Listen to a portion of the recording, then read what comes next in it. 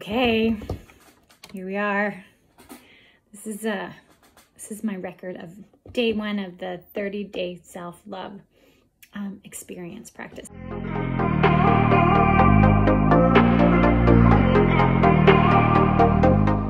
So I'm diving in. I am totally aware of the ego, the couple of egos that I have been experiencing the last couple of days. I was writing about it last night in terms of once I start challenging this lack mindset and opening myself up to the abundant mindset, there are all of these, what would you call them? Like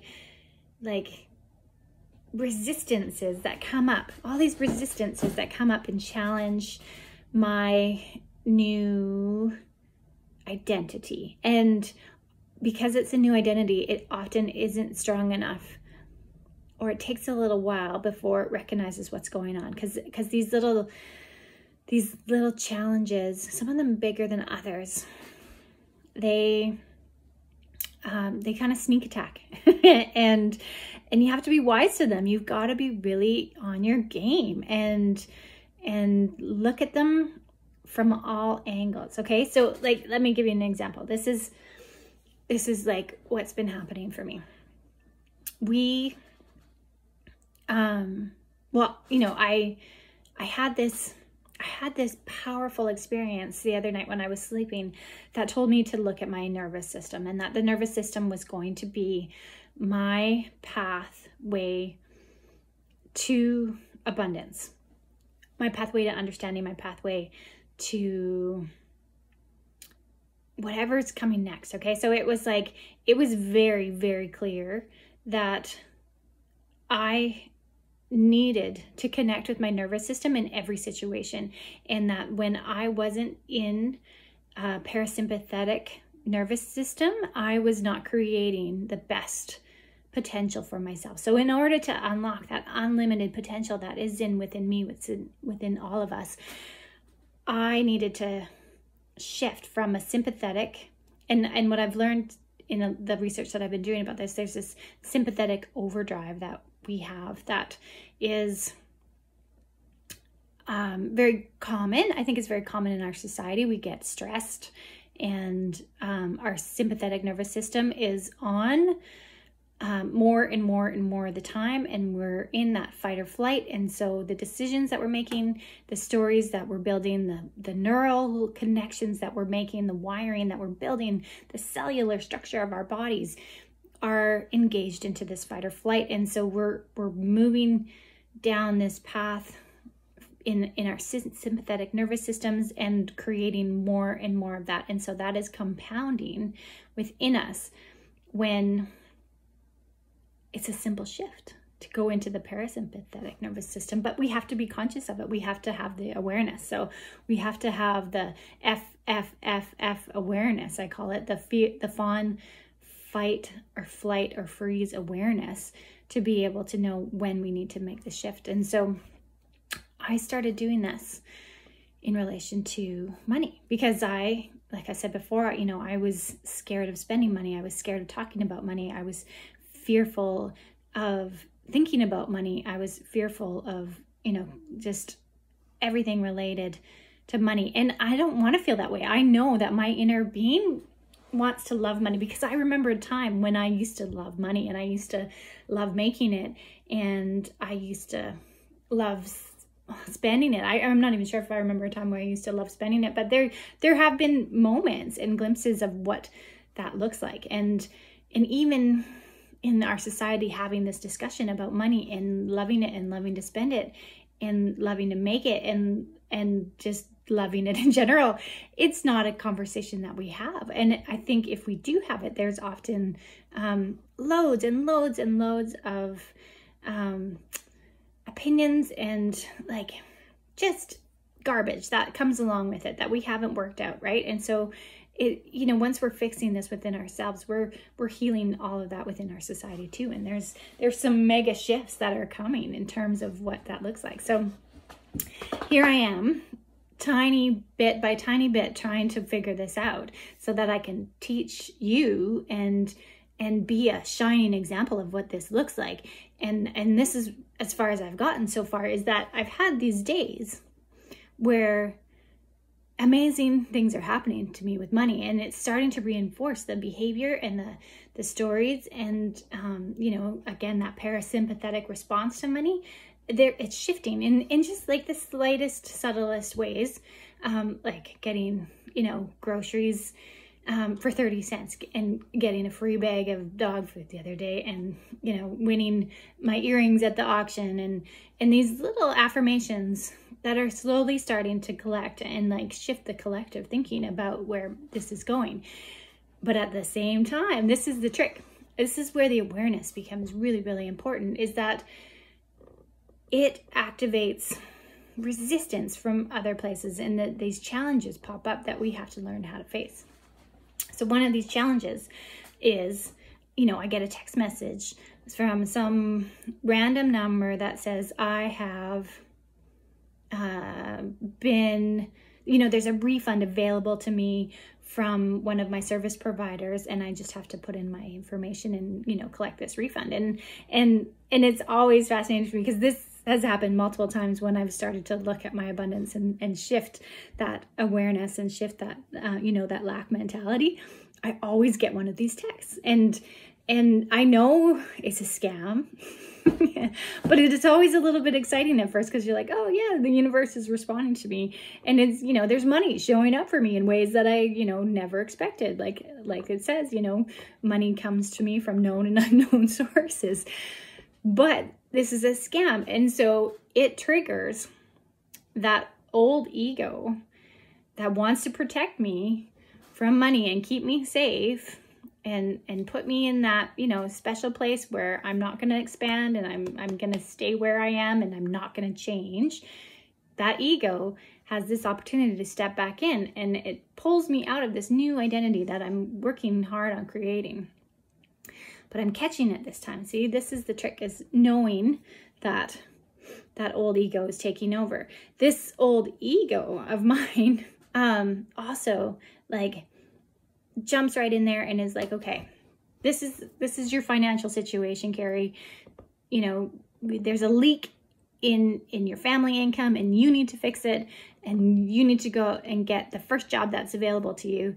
So I, applied for this job, and I put myself out there, and I don't even know what the wage was. It's very likely minimum wage. And, I spent the last 2 days, like, very seriously considering this opportunity and convincing myself that it was the right thing to do, working weekends in, this glorious little retail clothing store.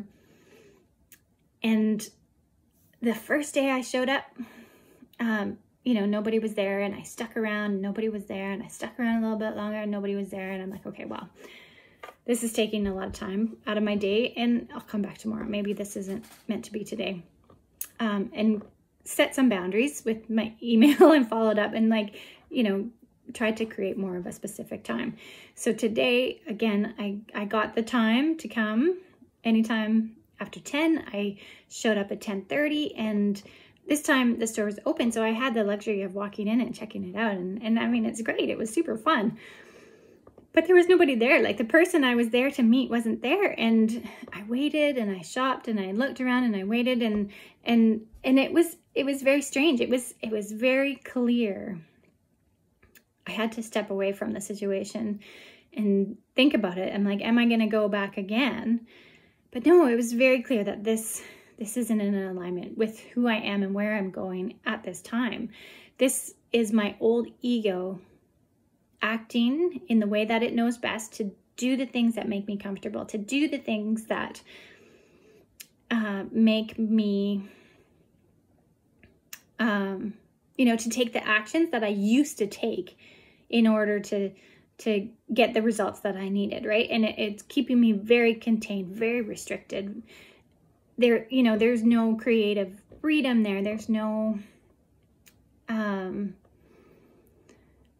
no security, and it basically is just a very small sort of means to an end in order to fulfill a money goal that my ego believes I need to fill. But it is not expanding me as a person. It's not the new identity. It doesn't fit into that new identity and the new practices and the new it could be a new ego. It could be, you know, more of a soul aligned directive. That's what I would like to think at this point. But this is also new. That, I mean, we're going to stick with it and see what happens. So the aligned action that I need to take moving forward, knowing that I have these egos, these money egos that are like trying to hold me in one place and keep me restricted and contained and safe and protected. It's time to practice, you know, this powerful practice of self-love and trust the universe and trust myself. So it has given me this beautiful opportunity to reflect on what it is that I am looking to experience and what it is that I'm looking to evolve into. And the words that come up are trust and freedom and confidence. And the essence of those feelings are only found by going within and trusting that inner authority and really, really, really believing in the powerful creator and the powerful person that I am. And so this self-love practice, starting today, I'm going to try it for 30 days and see what happens, is, you know, what's calling me and what I trust in myself to know what to do. And as always, when I start, and I know I should be doing it every day, but I keep letting this other ego protect me from what I don't need to be protected from. So the very, very most like fundamental part of this practice is acknowledging this ego, thanking it, loving the heck out of it, so that, you know, we create this space that is safe in order to proceed with this new dialogue, and keep practicing and keep practicing and keep practicing and release all those old stories and release that ego and just sweep out the space to make room for magic and like incredible magic that is going to happen. So, okay, now that you know the egos that are involved, I love them. I love that they've brought me to this place and kept me safe and kept me protected and given me all this opportunity to reflect and see them and know who they are. And so the next time that they step in and sort of take over, I can just like give them a big old hug and be like, you know what? I got this. I really got this. This new identity that I am becoming and expanding into, she's awesome. You can trust her completely. You can have full confidence in her ability to make good decisions and be tuned into opportunities that are coming, and to just fully resonate with the people that she needs to meet and bring into her life in order to just make huge quantum leaps in terms of our security, in terms of our abundance. We really got this because she's tapped in, she's tuned in, she is going to be channeling the energy from source directly in order to make these moves happen. And you are going to be so blown away by the, you know, the discoveries and the opportunities and the magic that is just waiting to be allowed in if we just let her do what she needs to do. She's incredible. She's so amazing, so lovely, so incredible, and she's fully got this. So egos, you can step out and just let her walk through that door and sweep out all the old stories and sweep out all the cobwebs and just let that light pour through. This inner being that I have, I love knowing that I have an inner being. I love being able to take a deep breath. I love being able to take a deep breath and feel the calm wash over me. I love telling these stories and sharing these experiences and talking it through with my hands and putting it out there that there is magic waiting to happen. I love the person that I'm expanding into. I can feel the energy shift when I say that. I can feel it in my hands. There's a weight to it and groundedness to it that I love connecting with, and I love trusting and knowing that this inner being that I have is holding me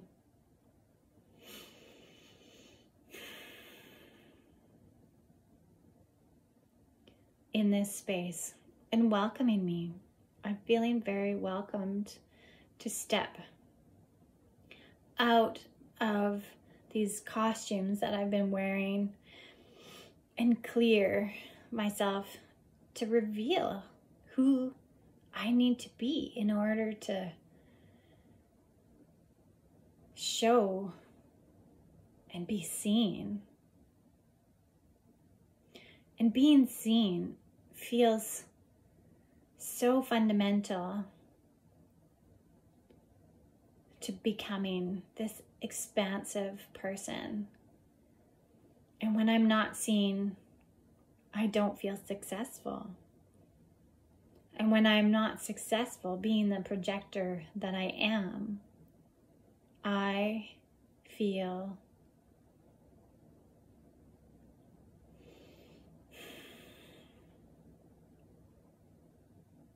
I can't think of the word.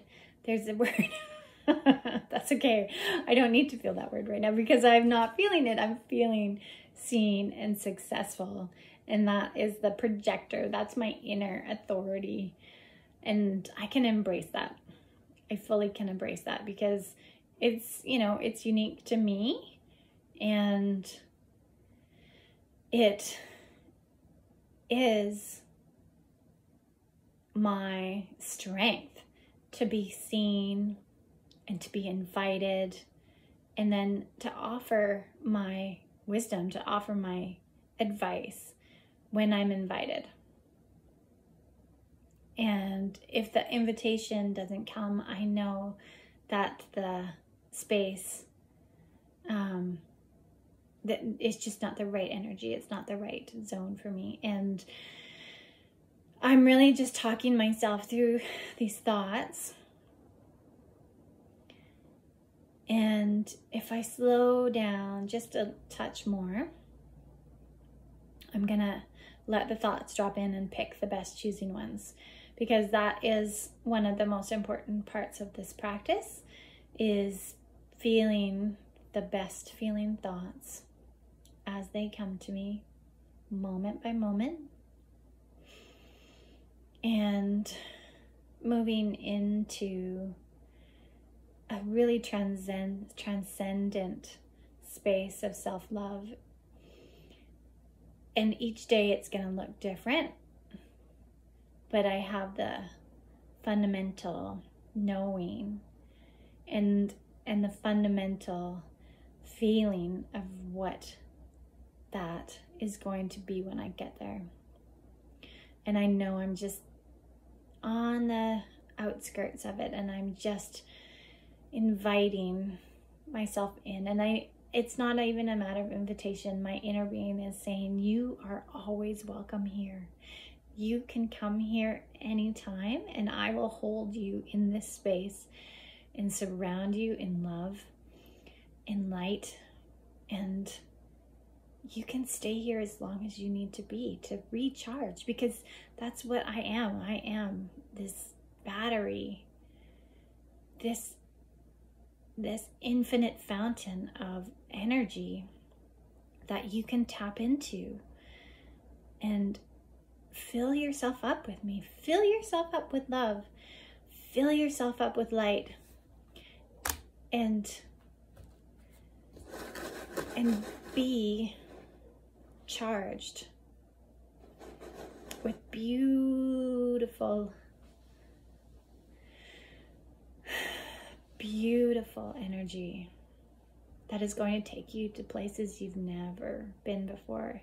If you can just keep one finger, one toe tapped in, keep one finger, one toe tapped in to this fountain of energy, and allow yourself, give yourself permission to feel worthy of that energy. Give yourself it all the time. Know that I'm here. Know that you and I are the same. And there's no reason to be separate from it. There's nothing to be protected from when you're in this space. You are everything that you need to be when you're here. You are incredibly, you are overflowing with the energy of source energy. It is vast, it is infinite, and to be able to understand the infinite is impossible, and that's okay. It is more of a sensation than it is an understanding. It's an allowing, it's a trusting. It is all confident. That is what you were asking for. You were looking for the infinite, because it is everything, and everything is there, and you can be anything when you are tapped into it. It is all powerful, all knowing, all confident, all trusting, all receiving, all giving, all loving. It is this powerful, abundant, and so much more than that. Those names don't even begin to really encompass what it means, but it's safe. Not like an ego safe, but just it provides this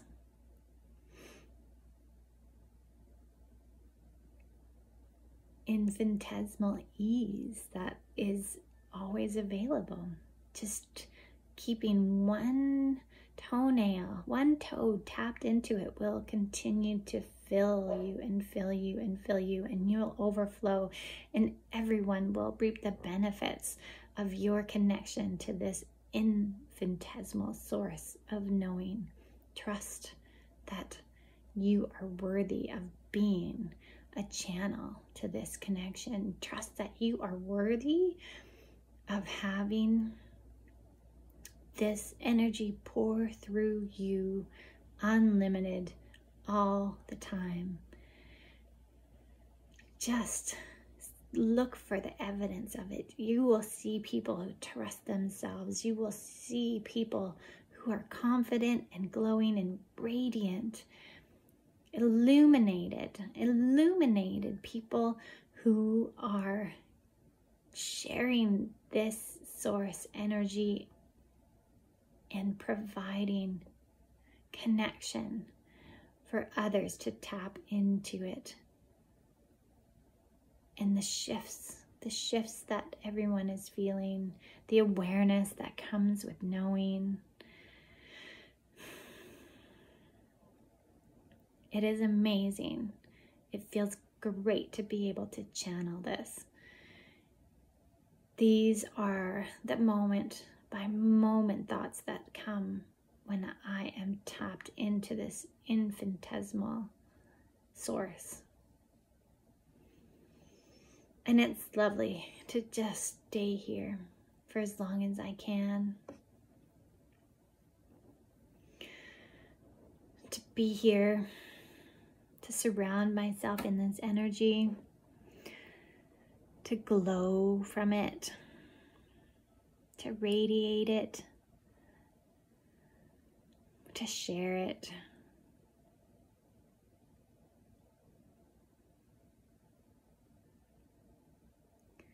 It has a weight to it. Like I said before, it has a weight to it that is grounding. And then I'm in it now, and so I question, and this is the perfect time to pose these questions, because the answers can come with ease. The answers can come with knowing, and the answers can be trusted. How do I keep my toe? How do I keep this connection moment by moment with the distractions of life that go on? How do I keep this connection? What is the symbol? I heard something yesterday about pyramids and sacred geometry.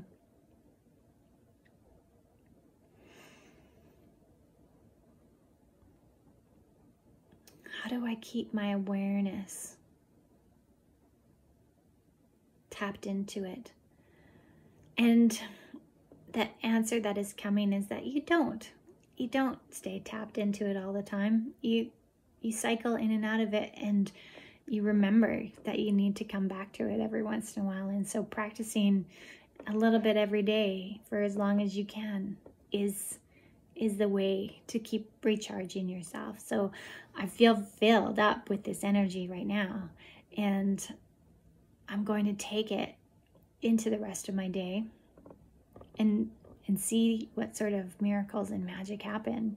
And then I'm going to fall out of it. I'm going to get depleted, and I'm going to go back to those egos that I mentioned earlier. And then I'm going to wake up a little bit and be like, oh, I'm in that ego again. I recognize it. And I'm going to forgive myself, because it's going to happen. That's just part of the process. But I'm going to spend less time in that ego part of myself next time. And if I spend longer, I spend longer too, but I will always come out of it. I'll always know that this space is here for me and for you to access at any time. Anytime.